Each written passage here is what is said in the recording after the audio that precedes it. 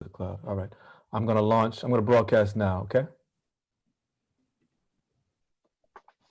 And our folks in. Good afternoon, good morning.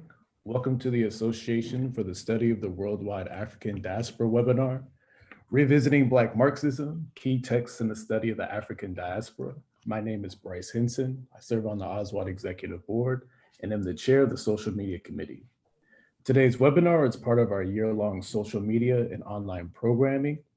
Please follow us on our social media. Our handle is ASWA Diaspora on Instagram, Twitter, and Facebook.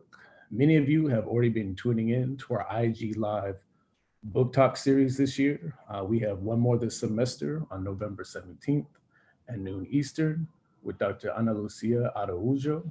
Again, our handle on Facebook, Instagram, and Twitter is ASWA Diaspora. I'd like to make a few quick announcements and then I'll turn it over to our moderator to begin today's webinar. First, I would like to thank our three panelists, Dr. Carole Boyce Davies, Dr. Shana Redmond, Dr. Erik McDuffie, and our moderator, Dr. Minkah Makalani, who agreed today to discuss Cedric Robinson's book, Black Marxism, The Making of the Black Radical Tradition, on the 20th anniversary of the reprint edition. I am so grateful they took time out of their busy schedules to join us today. Next, I would like to give thanks to the Oswald Social Media Committee, Benjamin Talton, Lori Lambert, Ana Lucia Araujo, Tasha Maddox, Natanya Duncan, and Andreina Segura Soto. They all work so diligently on things like programming, social media posts, promotional materials, and so much more. It's sincerely wonderful working with each one of them. Our viewers today, we hope that if you are not a member of Oswald, that you consider joining us. Please go to our website, aswadiaspora.org, to find out more information about us and consider becoming a member. Lastly, if you are tweeting during this webinar, please use the hashtags #OswaldWebinar and #BlackMarxism. Now I'll introduce our moderator and then turn it over to him. Our moderator today is Dr. Minkah Makalani, who is an associate professor of African and African diaspora studies at the University of Texas at Austin. He is the author of In the Cause of Freedom, Radical Black Internationalism from Harlem to London, 1917 to 1939, and co-editor of Escape from New York, The New Negro Renaissance Beyond Harlem. His articles have appeared in journals such as the Journal of African American History, Souls, Small Acts, Social Texts, and South Atlantic Quarterly. He is currently working on two projects. The first is Calypso Conquered the World, C.L.R. James and the Political Unimaginable in Trinidad, a study of C.L.R. James's return to Trinidad and his work on the West Indies Federation. Also, he is working on Words Past the Margin, Black Thinking Through the Impossible, which explores streams of Black political imagination and popular culture, Black Lives Matter, hip hop, and the cinema of Senegalese filmmaker Ousmane Sembène. Minkah, please take it from here. Thank you. Good afternoon, everyone. Want to extend a note of gratitude to Oswald for putting this together and personally for inviting me to participate as a moderator. Excuse me. And I want to thank our panelists for agreeing to participate. I think this is going to be a really great discussion. Excuse me. So we're here to discuss Cedric Robinson's Black Marxism, and this is the 20th anniversary of, or it's been 20 years rather, since UNC Press published its edition of Black Marxism with the foreword by Robin D.G. Kelley and a new preface by Cedric Robinson himself. And I want to take just a moment to note that in February of 2021, UNC Press will publish a second edition, or a third edition total, of Black Marxism, which will include a new foreword by Robin D.G. Kelley, as well as a preface by Damian Sojourner and Tiffany Willoughby Harrod that will help situate the book in the present moment. And besides the new editions, the whole text has been recopied, edited, and reset and the price will be substantially lower than in previous editions. And this will be especially so for the European market, where the price has been quite high. So I think it's going to be under £30 in London or in England, for example. So you can look on the UNC Press blog, UNC Press website in a couple of weeks and check our social media. We will be sending out a note that will give you a discount code for ordering the new edition.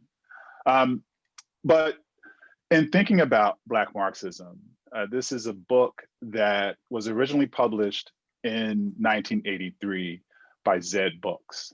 And this followed Cedric Robinson's first book, The Terms of Order, which was published in 1980.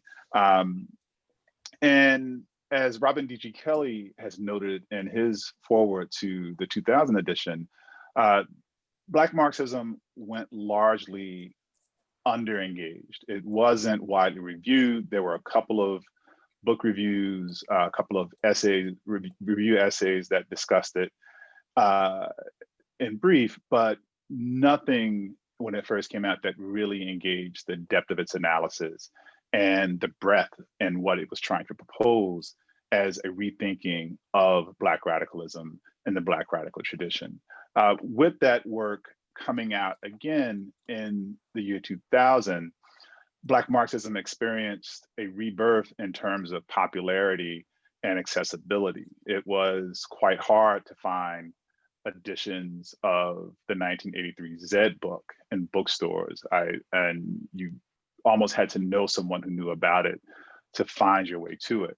And since that time, since the republication in the year 2000, we've seen a number of his other works have come back, have been reissued.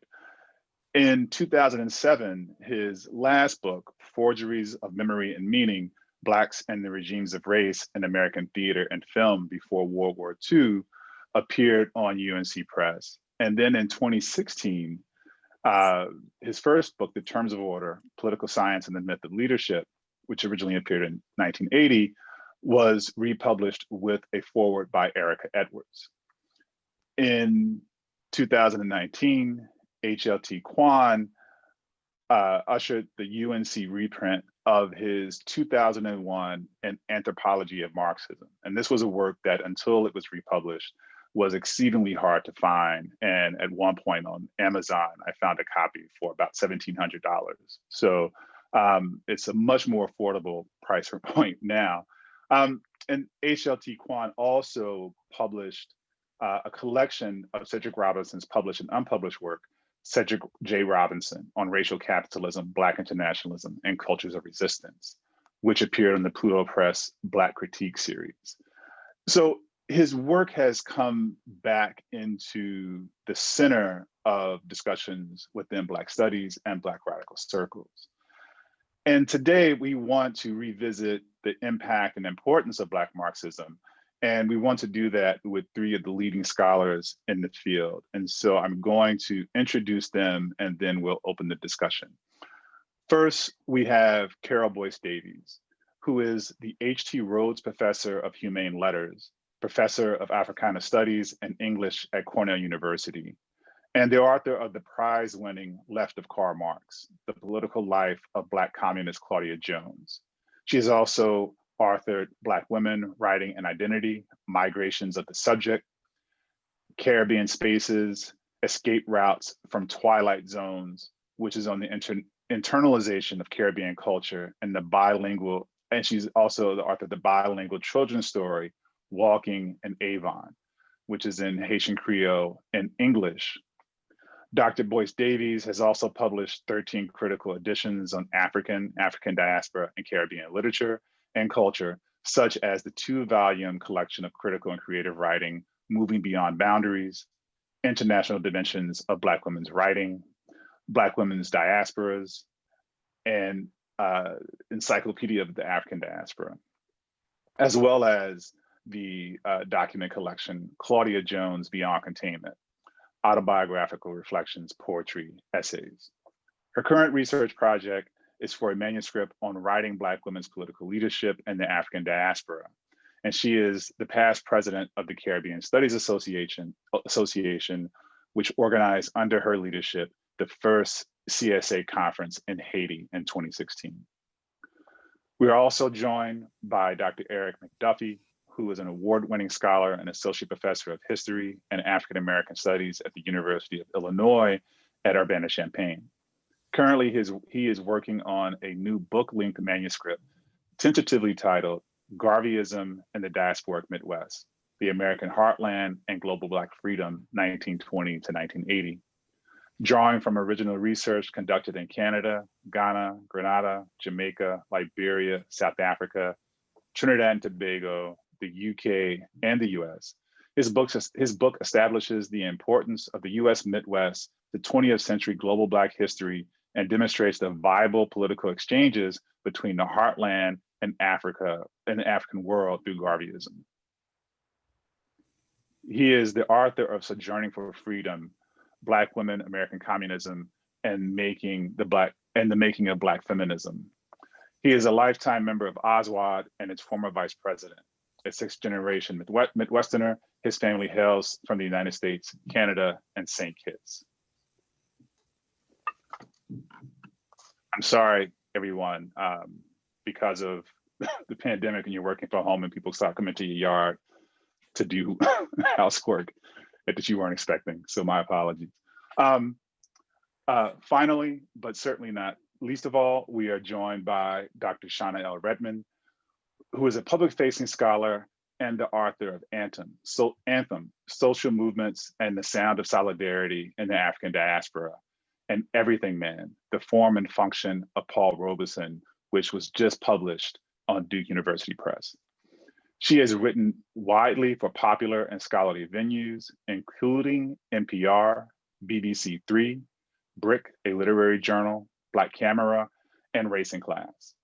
In 2019, she contributed the liner essay to the vinyl soundtrack release for the Jordan Peele film, Us. And she is currently professor of musicology and African American studies at UCLA. All right, and just so everyone participating knows, there is a Q&A function. So when you have questions, you can put them there and we will get to those at the point in the conversation when we will take questions from the audience. So I want to begin by asking each of you to just talk a little bit about what you see as the impact of Black Marxism in the past 20 years, both how it's influenced your work, what directions it might have pushed you in, both theoretically and materially in terms of the specific subjects that you're working on. But also, if you could talk just a little bit about how you came to the work. And again, I'm thinking about that long period from 1983 to 2000, when you didn't see Black Marxism on the bookshelves of Black bookstores, or you didn't often see it on the bookshelves of Black bookstores. You certainly didn't see it in Barnes and Noble or Borders or whatever those major bookstores were at the time. And so it existed kind of in an underground manner, hand in hand. And I'm just curious as to how you came to the work and what you see as its importance, particularly since its republication in 2000. And we'll start with you, Carole.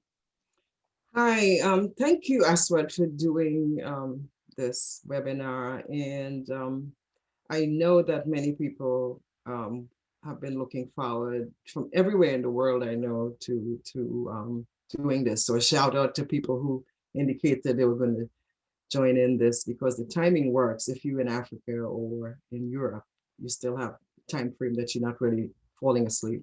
So we should have a nice conversation from around the world. I'm in a different position. First of all, I want to say that my primary field is literature, and it has moved in different directions because of the work I've done on Black women intellectuals, Black radical feminists, Black left feminists, and so on. So I'm going to approach a lot of this probably not as a social scientist. So this is a fair warning for the audience. But I did not have that distance from Black Marxism, Minkah, that you're talking about at all. And I'm thinking, I was talking with John McClendon, who was my colleague from Howard when we were in grad school, about this recently. And it has to do with being at Binghamton. I spent the bulk of my early career as an assistant prof at Binghamton University, which was the home of world systems. So they were always trying to bring Cedric back. They were trying to hire him. I remember once they offered him a position and hoped he would still commute from California all the way. And he was going to do it, but then his daughter was in high school or something like that. So for me, Cedric was never absent at all. He was a presence in all kinds of ways. So I don't have that sense of him dropping out at all. I have a sense of him as probably the only Black colleague who would have been in that world systems collective. So this is important to say that. So I think this absence question probably operates depending on where one is looking for Cedric. So in Binghamton, not at all absent. He was always present, always wanting to come back and so on. And then relatedly, the person who published one of the first books I did, Casahun Chikul of Africa World Press, he and Cedric were tight. They were friends. He's friends of his family. I think Casahun said he's going to look in at this today as well. And in fact, his wife, Elizabeth, was the editor of some of the early collections I did, like the book on African women, its literature, and the book Out of the Kumbla Caribbean Women and Literature. She was the editor, copy editor. So again, there was a presence consistently. So not at all absent. So I think his impact, let me also add one other thing. I went to Binghamton just after Cedric left. So he was a colleague who had been there ahead of me. So in Black studies and Africana studies, was always talk about Cedric and Cedric and Cedric. So he was, again, that's another connection that I had. So I see his impact not at all absent, but possibly in a series of waves. So beyond the early impact then, when it was first published, I see the 1990s work of Robin Kelley as really significantly keeping the discussion of Black Marxism forward, training students like Erik McDuffie, who is here, and also Peter Hudson, who uses the concepts in his work, for example. And then, of course, the more recent, the third wave would be then the more recent popularity of the usage and redefinition of the term racial capitalism by people like Ruth Wilson Gilmore, applying it in her work to prison abolition, and of course, Robin Kelley's ongoing work in sort of ensuring that Cedric doesn't disappear. So we have to really give Robin a lot of props for being that person in between who carries forward a lot of the work and ensures it doesn't disappear. And then, of course, the series of roundtables, the one that happened by AAIHS, to which I contributed the piece on Black Left, a Black Left feminist view of Cedric Robertson's Black Marxism, and a series of other ways in which it has been ongoing conceptually as part of discussions on race and capitalism. Definitely, Minkah, your work for sure, which I was pleased to review when we first met. We talked about that. And then, of course, the ASWAD online discussion and several other projects. So I am not seeing him that absent at all. That's from my vantage point. That's the first thing I'll say. And then I think one of the points that John McClendon makes in his essay, and I'm definitely working with John McClendon. As I said, we were classmates at Howard in grad school in African Studies. And John McClendon, as you know, is a diehard Marxist. And there was always battling with Cedric's ideas. So basically, one of the points that is made is that you can't evaluate, and he makes this in his essay on Black Marxism, which is published, Marxism in Ebony, Contra Black Marxism, Categorical Implications, which was published in a journal called Proud Flesh, which is hard to find because it's available, but it's within African Knowledge Project. And in there, McClendon outlines a series of ways and a series of debates that happened with Black Marxists, on Black Marxism, really schematizing what Cedric got and what he got wrong and all of that. All of that took place with people like Abdullah Al-Kalimat and so on. So even though you don't have the major referencing in the critical mainstream journals, keep in mind in Black studies, most people did not get into those journals. You know, this is a new phenomenon. So even somebody like Cedric would not have made it into those journals. This comes about by a lot of struggle, a lot of years of people pushing those boundaries. So a lot of work took place as United Black Studies outside of those mainstream journals. So you're talking about places like Black Scholar and so on, which would have had that kind of discussion. So essentially,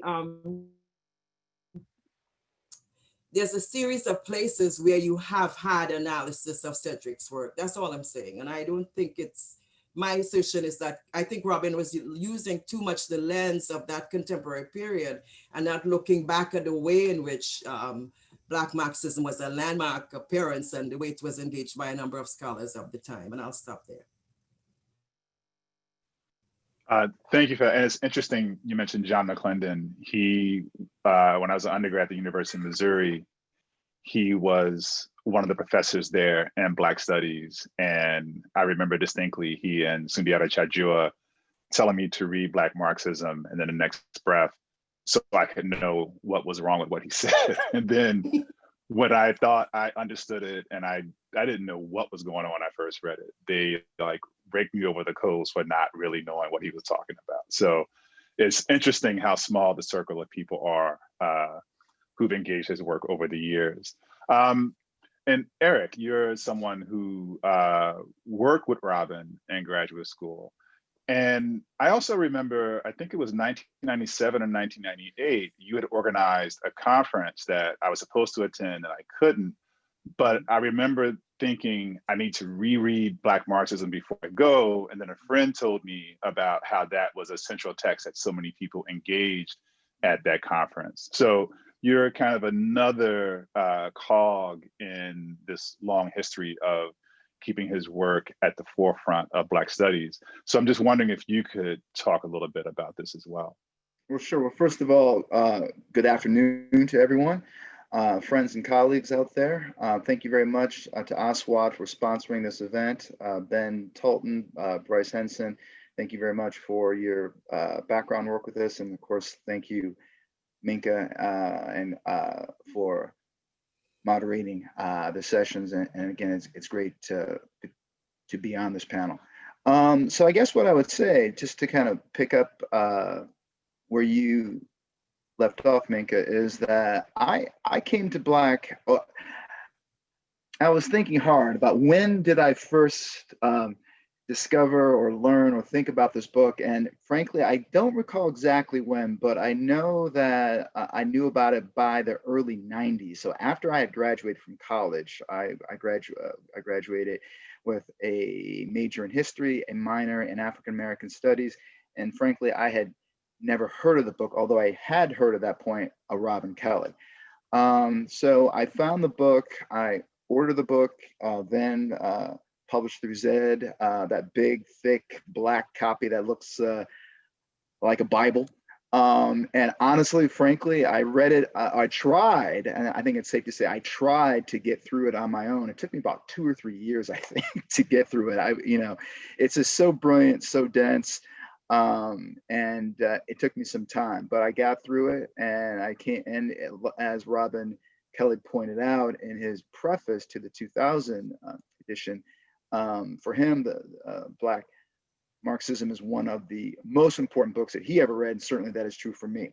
So, I was not anticipating talking about the conference that I helped to organize back in 1997, which you, and of course, Clarence Lang were scheduled to attend but couldn't make it.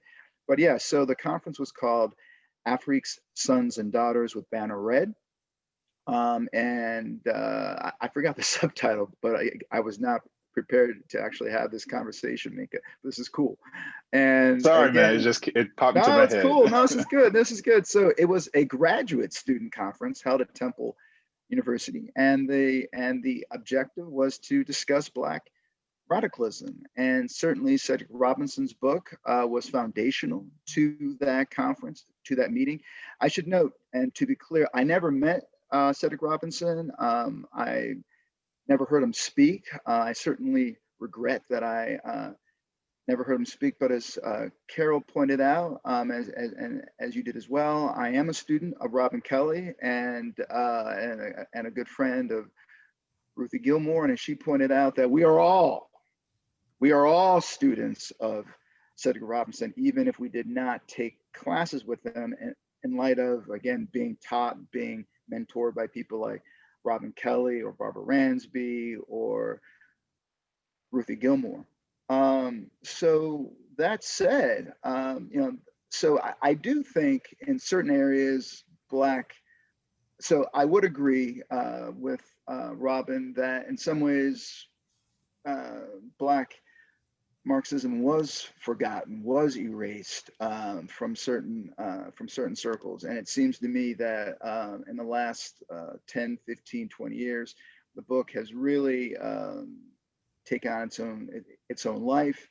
And again, Carole, that's not to discount what you said, but certainly, in terms of the circles I ran, or rather the courses that I took, no one mentioned Black Marxism until, or taught it until I got to graduate school in the late 90s. Just a quick caveat about Robin Kelly. I will never forget, if there was a teaching experience or moment with Robin Kelly, when he taught Black Marxism, he just got animated and kept talking about structures of the mind. And again, the ways in which, and I think what Robin was so intrigued by about Cedric Robinson, again, was the way in which peoples of African descent, this Black radical tradition, how it rejected the logic, the terror, the violence of white supremacy, the ways in which the ontological view of African descended peoples was in contradistinction to the experiences that they encountered in the New World. So for my own work, and I'll keep it short, I'll wrap it up. The book has been foundational to understand the way in which Black people forged their own radical tradition, predicated upon a historical tradition of opposition to imperialism, racism, as well as, of course, with my work focused on Black women, gender and sexualities, very much concerned about the gendered contours of racial capitalism. And now people like Sarah Haley, Professor Redmond, who's here, of course, Carole Boyce Davies has called attention to the gaps, of course, in Cedric Robinson's thinking around the intersections of gender, race, class, sexuality, and power. But again, this book has been foundational to African diaspora studies, African American studies, and it seems to me that with what's going on right now in terms of Black Lives Matter, these various protests, that young people, activists, scholars, public intellectuals are very much informed by this germinal book. So I will stop there. Thank you for that, Eric. Yeah, and it. Sorry for just kind of springing that, but it just occurred to me that was a moment. I think there was a conference before then that I've seen a video circulating of recently, a video clip. I think it's called "Rethinking Black Marxism." I'm not quite sure who organized it, but it was a clip where Cedric Robinson is the discussant on a panel with Brent Hayes Edwards, Nikhil Singh, and I'm misremembering the third person that was on that panel. So, and I would note that we do see a resurgence and that is also taking place in scholarly journals and different collections. So Gail Teresa Johnson and Alex Lubin edited the Futures of Black Radicalism collection, which is a series of works that engages Robinson, but takes it in many different directions. And there was also I think African Identities special issue in 2011 that took up Cedric Robinson's work in some interesting ways. So the past decade or so, we have seen quite a resurgence and work that goes in a number of different directions. And with you, Shana, your work is what you do in your work strikes me as both engaging him in a number of different ways, but also taking it in radically different directions, certainly exciting directions. And also your background in terms of where you studied, but also your political activism as well seems to represent and capture the tradition that he's trying to outline. So if you can just offer us your insights and your thinking about Black Marxism and Cedric Robinson.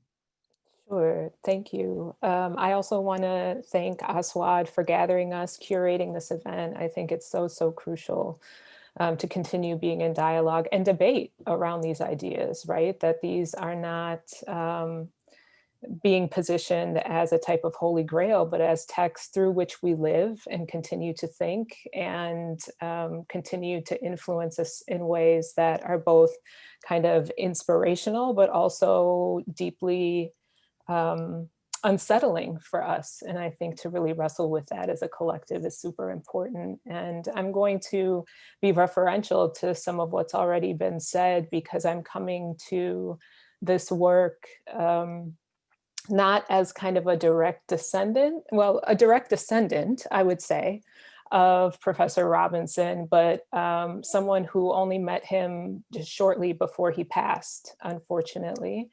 But I came to Black Marxism through Robin very solidly, and I came to him as a citational practice, that he was popping up in the footnotes of so much of what I was reading. So it was not for having read him in graduate school even, that I came to him, but that I was stumbling upon him in doing my dissertation research in particular, and that I had pursued. So the story that Robin tells of having pursued Professor Robinson, that's how I pursued Professor Kelly. And so that feels very resonant for me in trying to hunt him down at another institution, and to just kind of sit at the feet of someone who had been so influential in my own thinking. So again, just to give propers to Robin for having continued in this tradition, but also being so rigorous in his citational practice, right? Drawing us to all of these different thinkers from African studies, from Black world studies, in ways that were really, really formative for me. But it's interesting because at the point at which I was in graduate school, which was the early aughts, you know, I was in a program where the person, the contemporary of Robinson's who was far more represented was Stuart Hall. And so to think about them having coexisted at the same time, and to think about the ways in which Cedric was displaced in the discussions that should have actually brought them into deep and like tension-riddled conversation with each other, is for me really an exercise in my own work and thinking about how my own work has developed outside of that experience of being a graduate student, but I think is also a tremendous opportunity. There should be a class that puts those two thinkers into conversation with each other over the span of a quarter or a semester. Because I do think that what each produces in their own scholarship, but also again, as we think about the genealogies produced by each of these scholars, who were they training? And how do they then continue to kind of flow in and out of discussion with one another, I think is really significant.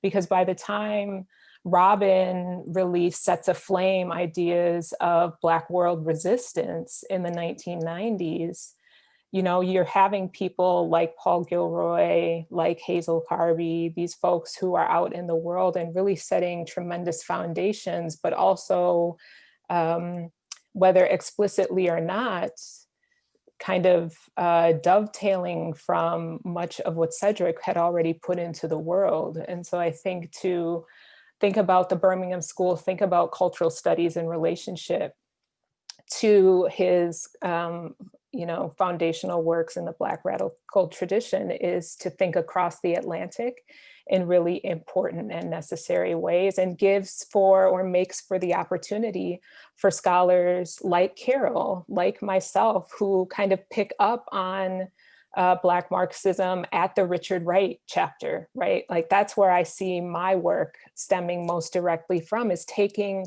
the work of creatives as the continuance or evidence of that impossibility of the Black radical tradition.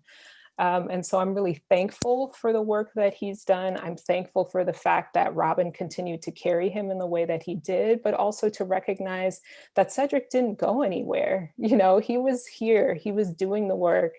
And I was so fortunate to have been on fellowship at Santa Barbara in the last couple of years that he was here with us and on the faculty there.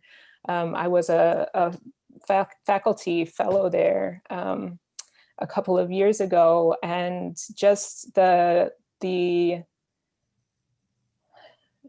he had this gravitas, not in a way that was overbearing or was hierarchical, but there was just a tremendous gravity about him. Even when he was smiling at you, you wanted to hear whatever was coming next from him. And I think that that type of approach to the work is obviously evident in the writing itself, evident in the research practices that he was bringing in, but also evident in the types of scholars who find themselves so deeply influenced by him. So in addition to Robin, I, had the tremendous good fortune of having my first tenure track job in the same department as both Robin and Ruthie. They were both my colleagues when I started my first tenure track job. And so again, this citational practice, which was not only written, but was also part of their oral traditions about how I understand myself in the world, how we understood collectively the project of Black studies through our institution.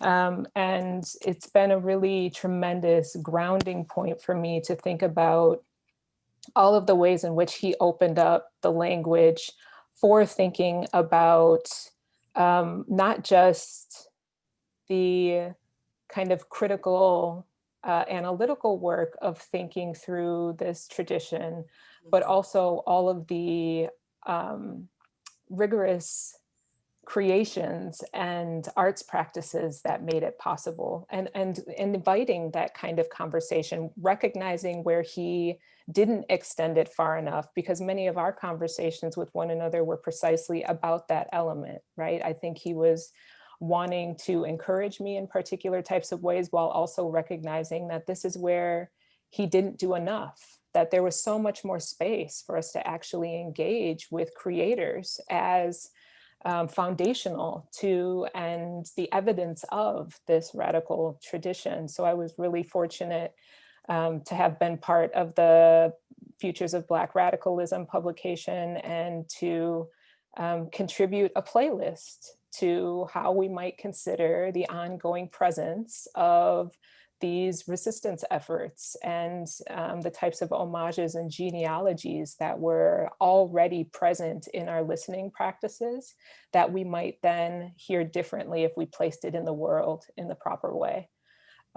So his influence has been tremendous, not just as a scholar, but as a comrade, as someone who believed deeply in people, in the work that people were doing, in his mentoring practice, and the ways that he cared for people, just based on affiliation. He didn't know me, when he first met me. He just knew that I had a relationship to Robin. He knew that people had vouched for me. He knew that I was struggling to do good work. And that type of openness, radical openness, right, was something that he modeled for me, and I carry with me to this day.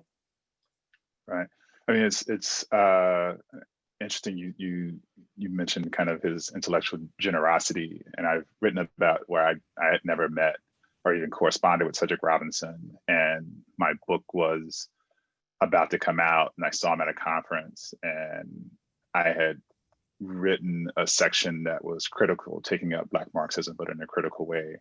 And I, kind of steeled myself to go meet him, and he recognized the name and mentioned the book. And then it hit me that he had read it in manuscript. And I was like, oh my God, how stupid could you have been to go up and introduce yourself? And he was the most generous, both in that meeting and encouraging in some ways that were deeply profound for me personally.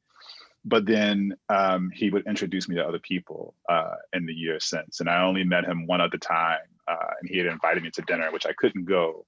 But it was not too long before he had transitioned. But that was something that stuck out to me, was the generosity, the personal generosity, and then what I gathered from the people who knew him as a political and intellectual generosity that isn't that common even within Black academia. And so that brings me to another question. And I just want to say again for the audience, if you have questions, go ahead and put those in the Q&A and we will take them up there.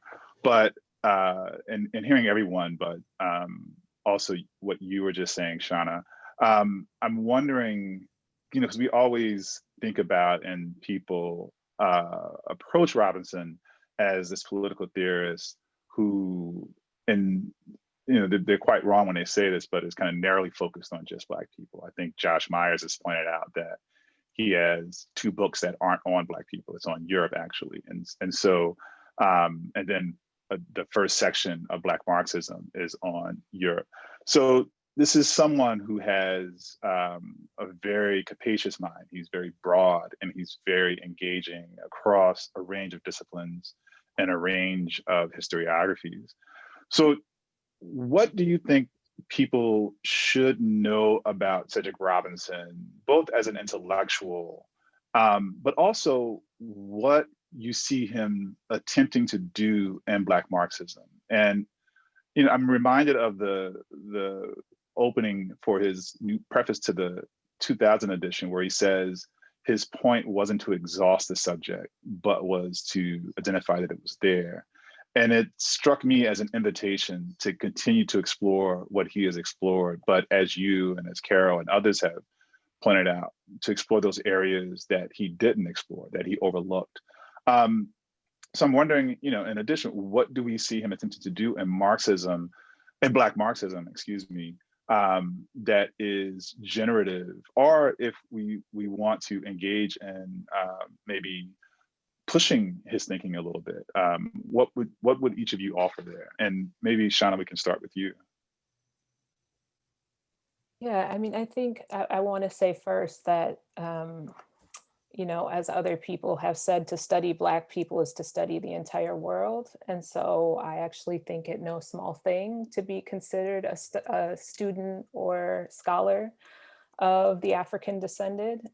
It's one of my greatest privileges, actually. But, I think that this project is actually taking on the very myth-making apparatus of Western civilization, right? And I think that to the extent that he's interested in trying to fundamentally unsettle, disrupt the kind of logics of the West in their application of racial formations, in their application of class identities and class hierarchies, that he has done the work for opening up many, many fields, right? That this is not one that should only be read in Black studies, even though it absolutely should. This is a project that actually has application and significant force behind it in moving through many of our disciplinary formations, much of the common sense that undergirds the work that's happening in the humanities and social sciences actually runs through and is challenged by this project. So absolutely thinking about English and literature, thinking about anthropological and ethnographic methodologies, thinking about archival work, right? You think about all of the tremendous work that has been done challenging the archive by Saidiya Hartman, by all of these thinkers, right? So, and she acknowledges that some of this is grown from initial conversations, debates, provocations that have been opened by people like Cedric Robinson. So I think that the types of work that he's doing here are both about critiquing these questions of structure, superstructure, but also about thinking through methodology within the practice of the study of the African world, about thinking about the types of socialities that are underrepresented in the studies of the African world. And again, this is where the arts take such a formative role in speaking to the questions that he's posing and the challenges that he's posing.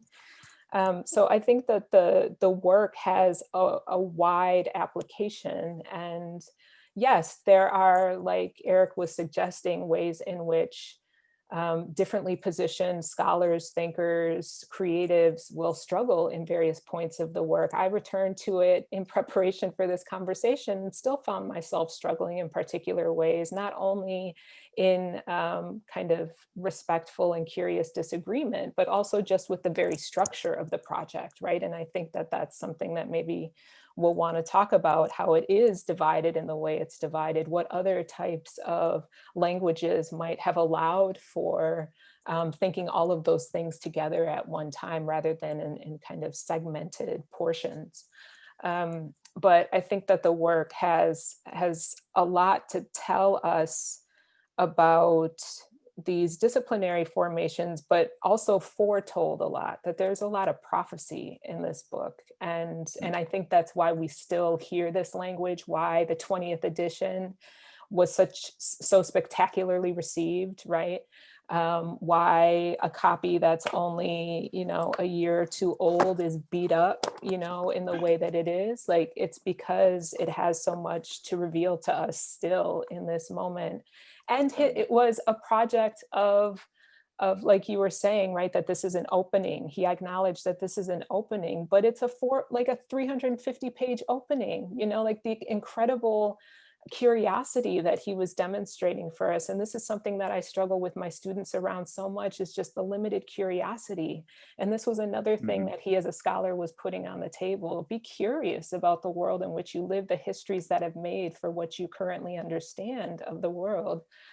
So even in that effort alone, I think it's a tremendous gift. Indeed. Right. And if I can chime in and build off of Shana's comments, Minkah, you asked the question about how that this book doesn't simply apply to Black people or to Black histories, Black cultures, and I couldn't agree more. The first time I read the book, I was shocked. I was a little bit I was expecting something a little bit different from what the title from what the title indicated. The point I'm trying to get at. And of course, as we all know, the first part of the book deals with the making of Europe and the way in which, and the centrality of racial capitalism to the making of the modern world. So to echo Shana's previous comments, I think why one reason why this book is so important again is that it's truly dealing with the making of the modern world, the centrality of white supremacy, the centrality of capitalism, and the way in which people of African descent have been at the front lines and not only opposing these various forms of oppression, but imagining that another world is possible. And indeed, I mean, this book is in part, it's theory, it's history, but it's also very much a response, or as Professor Robinson indicates, in some ways he is prophesizing about where the world is going, and he certainly was right in indicating that that racial capitalism, this system in which we live, is fundamentally corrupt. That the seeds for its own destruction are sowed into its very fabric.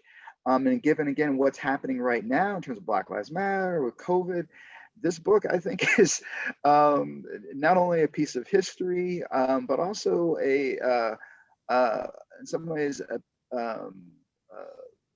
fortune teller, just looking into the future. So again, this book is absolutely brilliant. Mm-hmm. What can I say? I probably I'd like to maybe enter this a couple different ways. Thinking about Cedric as a Black internationalist, and I wanted to link that to his work with Race and Class in London. And he was actually one of the Race and Class collectives, and this is where he probably would have definitely met people like Gilroy and others. But the critical person in that was a guy named Sivanandan, who died as well not too long ago. And both of them, Sivanandan was Tamil Hindu, I believe, as well. And there's an interesting connection, as you know already. which I'm surprised the media hasn't made a lot of, about Kamala Harris's parents being actively involved in and being friends of Cedric as well. They will probably do it from now that we've said it. But the point of the Race Relations Collective is really critical, because there, from what I gather, he would have been involved in friendships and relationships with people like John LaRose from Trinidad and Tobago, definitely influenced by C.L.R. James. And the people who he was around and working with, all of them felt that Marxism was usable, but that it was too bound up in its sort of European origin, and that sort of made it limited in its application to Black people's experience in other locations. So his political theory then, for me, seems consistently geared towards exploring that connection.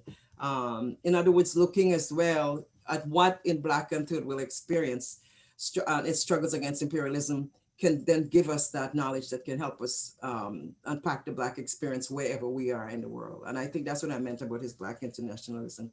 So interestingly, and that it sort of harks back to the first question, Black studies in its orientation and its incarnation, definitely in the department, which I'm still a member of, function with a kind of cultural nationalist orientation, which reaches its high point in the sort of Afrocentric logic that came out of Temple and so on. So you have all of that taking place. And then you have Cedric Robinson occupying a completely different pole. And for a while, the Afrocentric aspects of Black studies became like the dominant paradigm that most people followed. And I think it's in that space that Robinson doesn't get a hearing or doesn't get seen until he's sort of returned by a subsequent set of generations. But here he is involved with Sivanandan and others, and really in his work demonstrates to another generation a model that moves away from a sort of US Black isolationism to looking at the world and its interrelations. And I still argue that there's no way one can really study fully the Black experience if you don't make those connections. And it's a sad framing of things in which you end up with a kind of nativist as well, US African Americanism, which doesn't see the relationships, and which ironically mirrors some of the other dominant streams in US culture, which do similar things. So I'm worried about that. But what I want to say is that Black Marxism, what I see then is that contradiction between the first primary title and the subtitle, and they're doing two different things. And I think this is what Shana was referring to in a sense, not so? Because on the one hand, you have this primary framing of Black Marxism, but he's really talking about the Black radical intellectual tradition. So those two titles are in conversation, they're in contradiction, they're moving around in different kinds of ways. And this is why I know, and I was listening to people talking about the various struggles for reading. Many people don't even read that part one. They read the first chapter and they jump from there to part 2 and part 3. In fact, recently, as you know, I didn't have my copy of my book because it's in my office in Ithaca, and a friend copied for me, a former student, and that's what he sent. He sent the table of contents, the first chapter on racial capitalism, part 2, part 3. So many people don't really even read or those in between chapters, which is fascinating. But I think what one sees emanating from the work then is a series of other kinds of projects. For example, Rhoda Raddock, I want to just cite her essay, Radical Caribbean Social Thought, Race, Class Identity, and the Post-Colonial Nation, published in Current Sociology 2014, which I would recommend. And several other works which pick up then that logic. So within the context of talking about Black radical traditions or the making of a Black radical intellectual tradition, one finds these other streams. So you have the Caribbean radical intellectual tradition with people like Bogues and Brian Meeks and others from Brown. And then you have others, including people like me and Rhoda, who are looking at it from a Black feminist lens, right? And a series of other related possibilities and frameworks. So the point is that what the critique that I have, and that many of us still do have, is that the significance of women's rights and gender issues sort of drop out completely. And this for me was unforgivable for Cedric to do that, because at that time you had the literature, you had enough material with which he could have engaged. But it's the framing of that generation, I think, of scholars, which never really saw gender or women's contributions to intellectual thought as really significant at all. So they didn't even bother to even engage it. And I wonder why somebody like I.W. Wells sort of drops out from the Black radical intellectual tradition, and you have Richard Wright. I mean, really not because Richard Wright engages communism and then leaves it, but because really, if you're talking about Black radical intellectual tradition, let's say we leave out Claudia Jones completely, you still have a number of other possibilities that should have been engaged.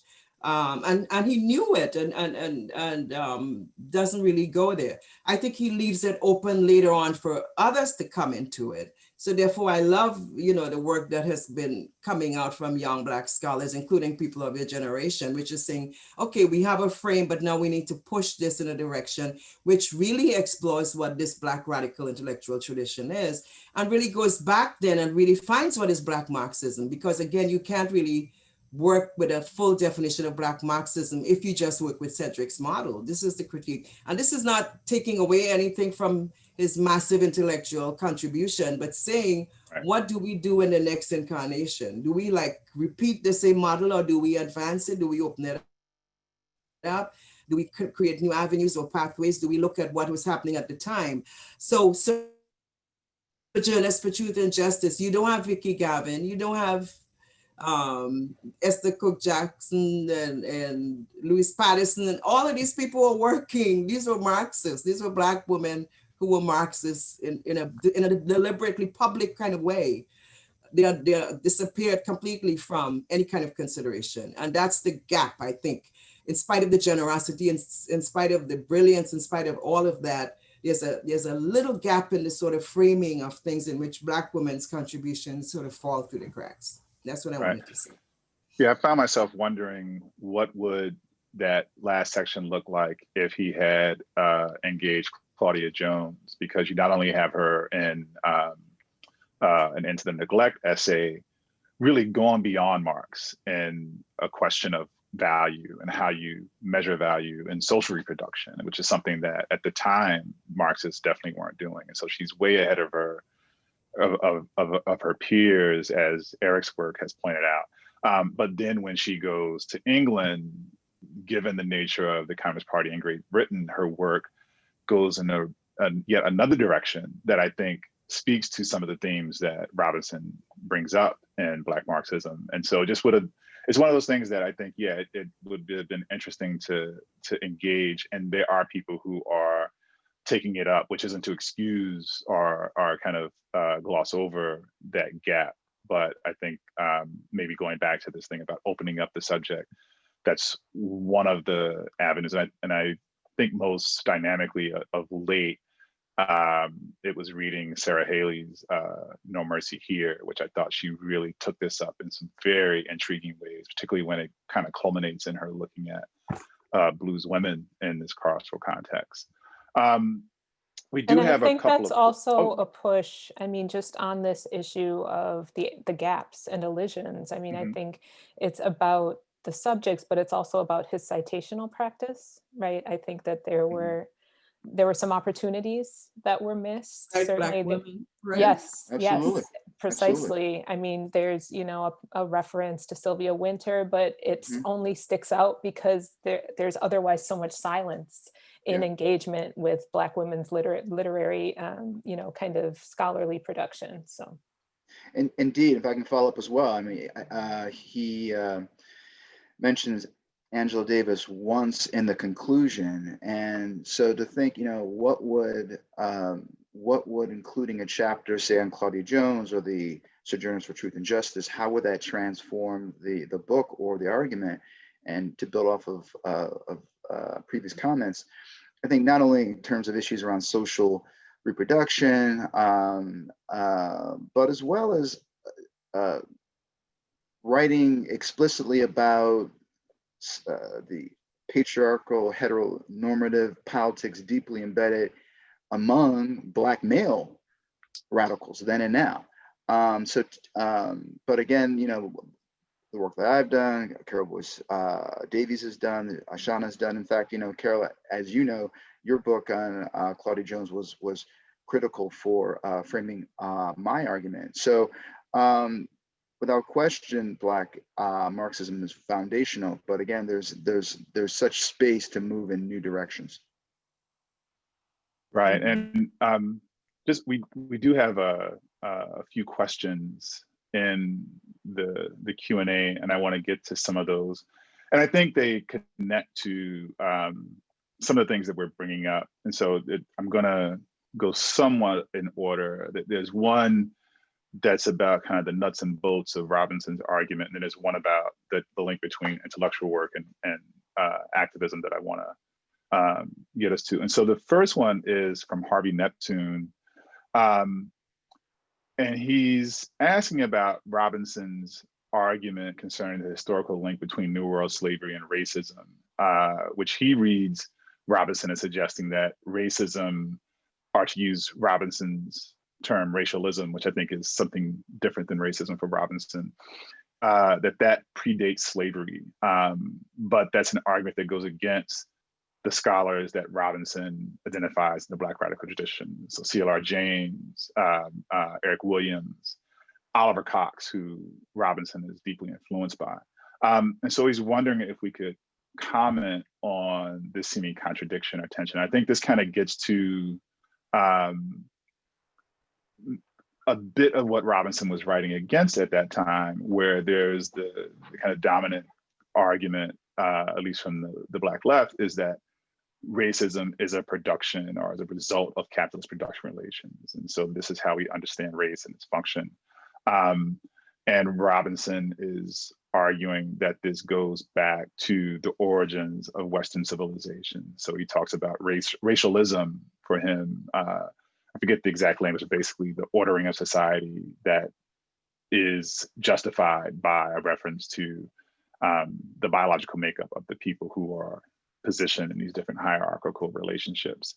But that seems to be in direct contradiction to someone like James, who in Black Jacobin says something to the effect of, to think about colonialism in terms of race is a mistake only less grave than to think about racism as just coincidental. I know I'm butchering the quote, but just if we could speak to that, how do we think about what Robinson is arguing, particularly around the question of racial oppression and its relationship to capitalism, which is quite distinct from the arguments of those that he draws on, like Oliver Cox, or that he's engaging, like C.L.R. James or Eric Williams? Well, one of the things for me that presents that gap is that he begins very early in that beginning chapter by actually talking about feudal societies as already having the roots of capitalism involved. And I think that's where people have a debate with him on those questions. And he says that this is furthered because European civilizations had already had or contained racial, tribal, linguistic, and regional particularities, which could be furthered. And I'm just reading off of what he said. By the time we get to the 15th century then, and what is called the period of modernity, he sees these as already crystallized and already in place. So for people who do medieval studies, which I discovered from my literary colleagues, they are beginning to go back to those questions to look at how the medieval world already had in place some of those economic constructions and separations, which then subordinated and appropriated labor in different kinds of ways. But I think the break for the scholars like James and Williams is that they want to work with Caribbean modernity, with modernity as it's instituted in the 15th century, and the ways in which you begin then to see the Caribbean being the center of this sort of rise of world capitalist accumulation and extreme accumulation that begins to happen. So I think it's that gap, and I'm not a political economist, so I'm just going off of what I see him doing and where the arguments reside as far as that is concerned. So I think that problem then is at the nexus of what scholars on the left see as what was wrong with that argument, that it creates too much of a flow from feudalism all the way over into the contemporary. And then it, of course, makes European ethnic groups become now racialized in a very distinct way. And he provides examples of the various groups who were racialized in his languaging of it. But were they really racialized in the same way that you have Black people being racialized in this contemporary context, given the ways in which race is constructed subsequently, not so? So I think that's the thorny piece of it right there that presents a great deal of challenge for buying his argument completely. Yeah. Yeah, but I mean, I don't see a complete difference or break between what Robinson is arguing, say, C.L.R. James or Eric Williams. I think in some ways what Robinson's doing is pushing the time frame back in terms of the origins of capitalism, his focus on Venetian maritime trade and so forth and so on. But I think, just to perhaps slightly disagree with Carole, I think, or the way I read it is that Robinson, he's not arguing necessarily that Europeans by, say, the 10th or say 12th, 13th centuries racialized or had the same kinds of ideas about race that they would apply or that would emerge later, but that again, those ideas were already there, right? So it's kind of foundational. In fact, I'll say this, I think, especially as I reread this book, I'm finding those first 3 chapters to be in some ways the most fascinating and groundbreaking portions of the book. And I think what's very interesting is how, again, this turn towards whiteness and so forth and so on. And I'm thinking about, I mean, of course, it's not new, but I'm thinking of Gerald Horne's new book, what is it? Apocalypse, Settler, Colonialism or something like that. How, in some ways, Robinson's book very much anticipates what scholars now are talking about, these kind of pan-European white identities, going back, to the 15th and 16th, 17th centuries. So again, I think another way that this book was so groundbreaking, so ahead of its time, is theorizing in what we now call whiteness. Yeah, and Shana had mentioned a citation of Sylvia Wynter, but when I've gone back and I'm trying to work this out now, where I think there's something to one, Black Marxism coming 3 years after the Terms of Order, and his discussion and critique of the political in the Terms of Order, and his discussion of racialism, because he has that statement about Black radicalism being the negation of Western civilization, and really trying to think about racialism in his usage. I think there is a slippage that it kind of invites a slippage where we think about it as race in the contemporary context. But if we look at Sylvia Wynter's work, particularly that massive essay, they're all massive, but the one that people cite most often, I think, is Coloniality of Being, and a bunch of other things. But she talks about this shift from kind of a theocratic man to a secular man. So you have this man one, man two, that then gets us to a distinction between the European and non-European. And then Barnard Hesse has an essay called Racialized Modernity, which looks at the same kind of thing as ontocoloniality, where you go from European to non-European to white and non-white as this mode of ordering human society. And it seems to me that Robinson is trying to grapple with that. And it's at a point when some of the language that we have now around coloniality, that wasn't as prevalent then, but it seems to be that this is at least drawing on the same kind of intellectual resources at that moment. And maybe getting into one of the other questions, because I think we've all acknowledged how dense the text is. And I know, Eric, you said it, and then I've said it elsewhere, that I've had to read it multiple times. And like you, Shana, my most recent copy, I have 4 now, it's just filled with tabs, and none of them are the same tabs from the other one. None of the notes are exactly the same. But it is a text that is exceptionally dense, and it requires kind of sitting with it in a very methodical way to get at it. And then the more you come back to it, it's like a great novel. You know, you read Toni Morrison's Beloved or Bluest Eye, and the 10th reading, you get something just as exciting as you did at the first. But what does that then mean for the kind of work that Robinson is doing and the kind of work that we do intellectually? And Robinson is someone who I understand was very deeply engaged in local political organizing. What are the implications for the kind of work that we're talking about that can translate and be useful and accessible to non-academic activists who still may be intellectuals, but aren't in the academy? And the question, if I can edit it just a little bit, is trying to get at the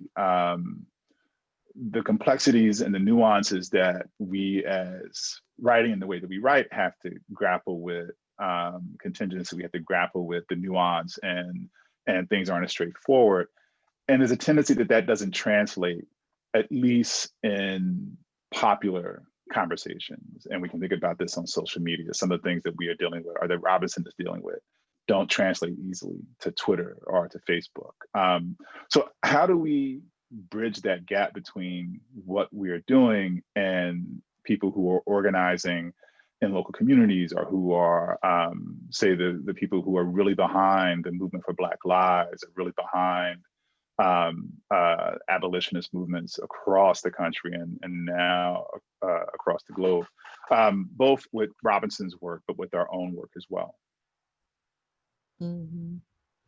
I thought it's interesting in the ending, he says he's doing theoretical work. He's doing theoretical discourse, but he's not using theoretical language. Really, he's using theoretical language.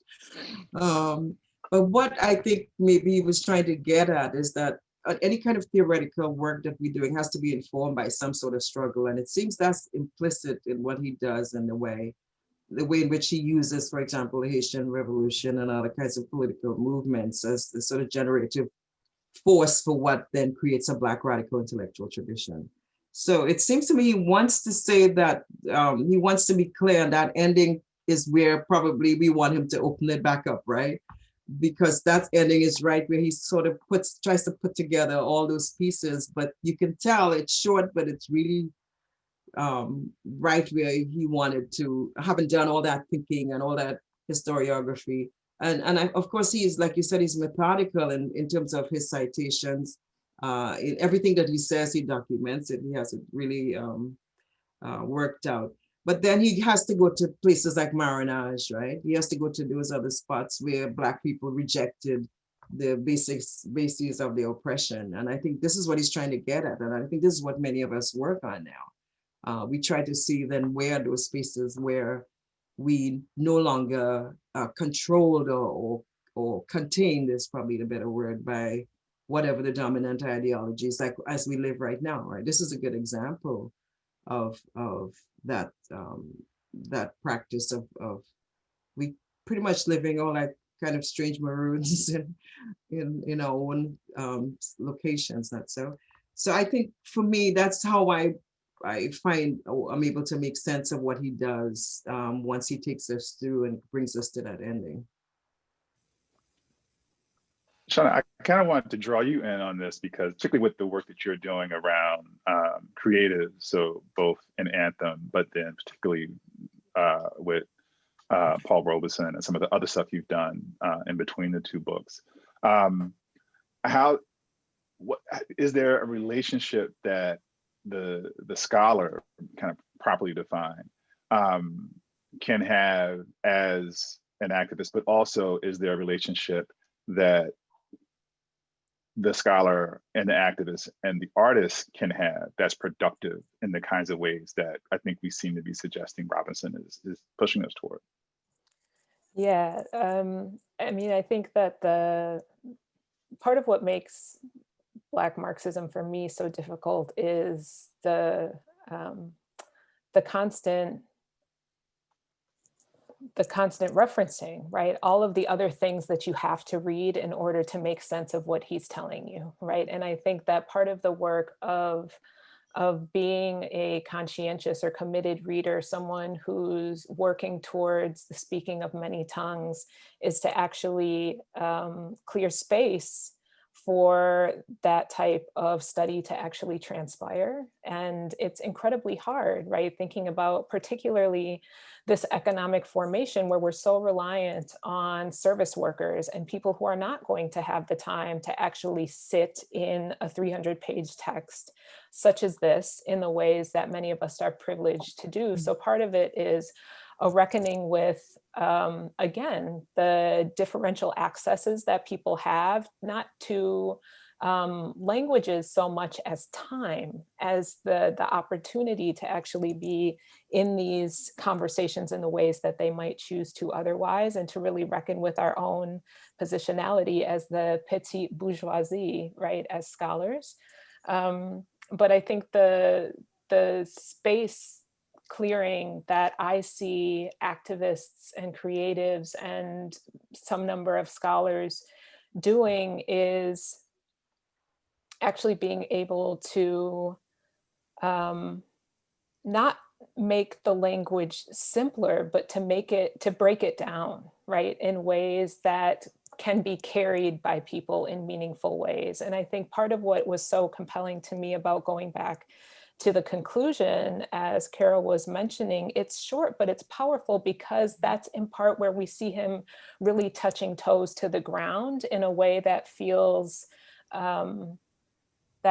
immediate to us in this moment, right? Again, this way in which he was able to see things that we didn't yet necessarily see in the moment of publication. So he's already talking at this moment about the police state. He's talking about wagelessness. He's talking about houselessness, all of these things. And so I think for him to already be making those bridges is to invite us to do the same with other of his frameworks and argumentation, right? Is to actually put the onus on the reader to do the work of carrying it into the community in ways that will be manageable for people and meaningful for people.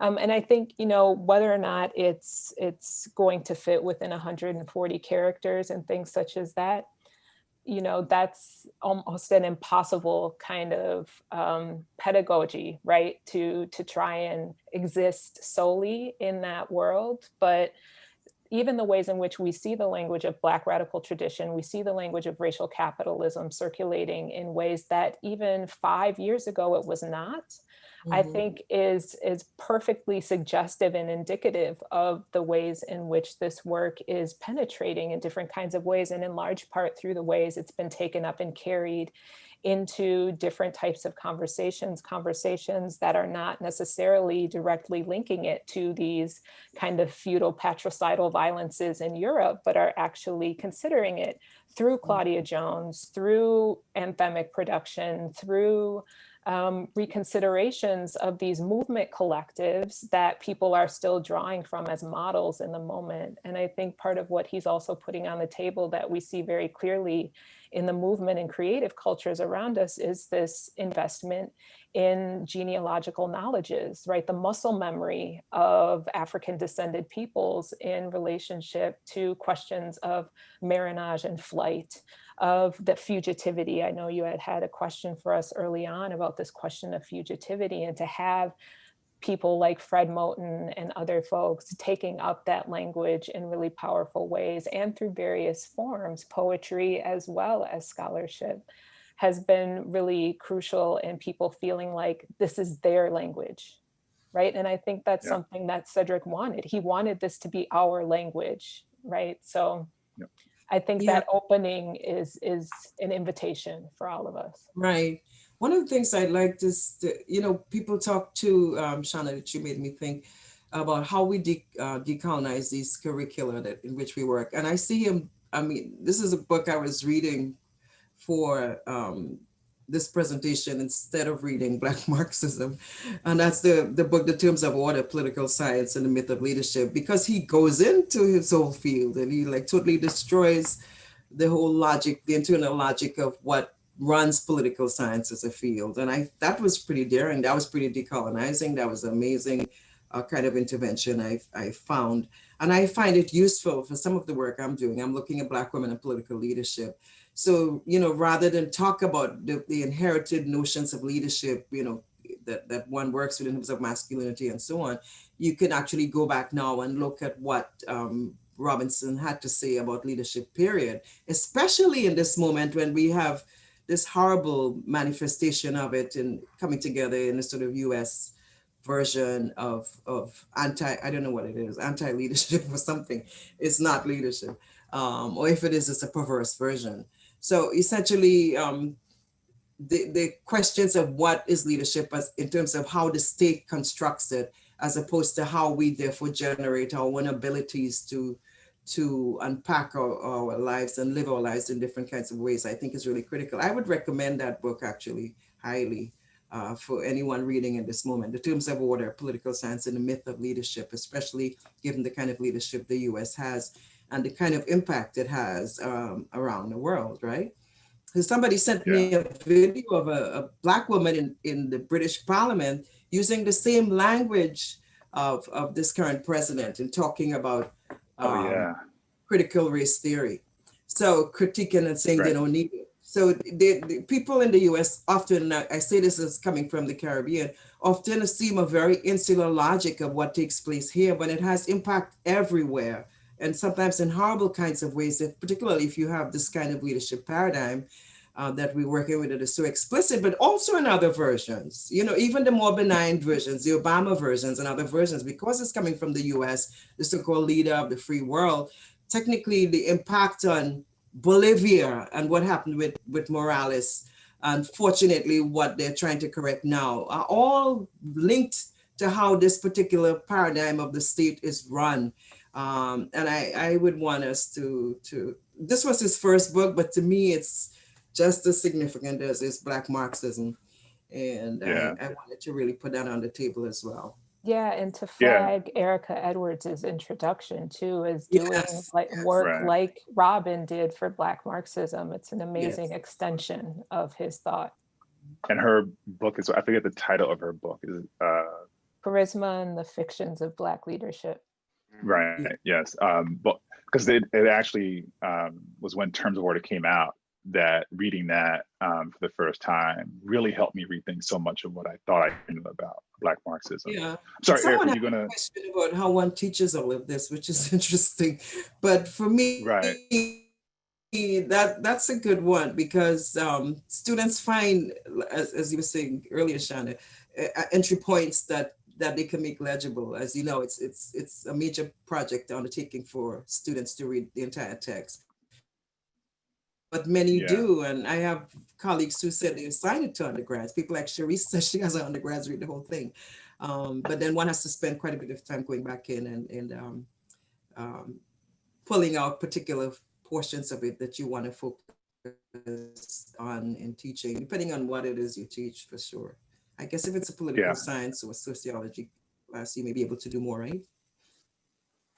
Yeah, I had actually posed that question to Robin Kelly because I had tried to teach it at the grad level a couple of times. I've taught the third part in undergrads, or chapters to undergrads, but one of the suggestions he made, which coincided with reading the Terms of Order, was to break it up and teach one part a week, and you're teaching other things with it, but that it allows people to delve in, but it also guards against that tendency that students have to skip part one and go to maybe part two, but definitely part three. And I think, as we've kind of suggested, if you don't grapple with what he's saying in part one, a lot of the nuance in the other two parts are missed. And I guess I would say, in terms of the question of teaching or how one has an entry point, I think there's no one model. But I think we do now have easy access to his body of work. And so we should, to the extent that we can, try and engage and think about Black Marxism in relationship to his thinking across a 50-year period, or whenever the 2007, so a 27-year period, as he's thinking through these ideas that we see coming from one up into the other. And we Real have a, quick, Mink? oh, go ahead. Yes, Yeah, just right quick. I mean, I just wanted just to chime into this previous question about accessibility, the role, the relationship of, dare I say, the Black scholar, the radical Black scholar, and the grassroots, so to speak.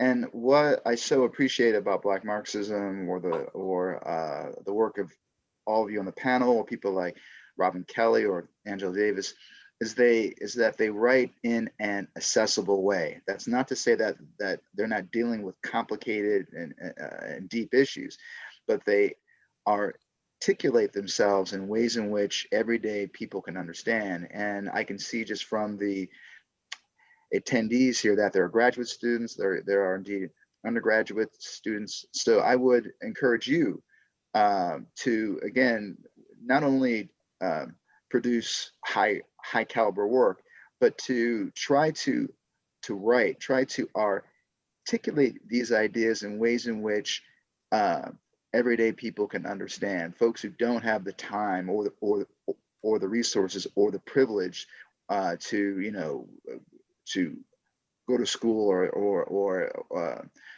what have you. So I just wanted to put that out there.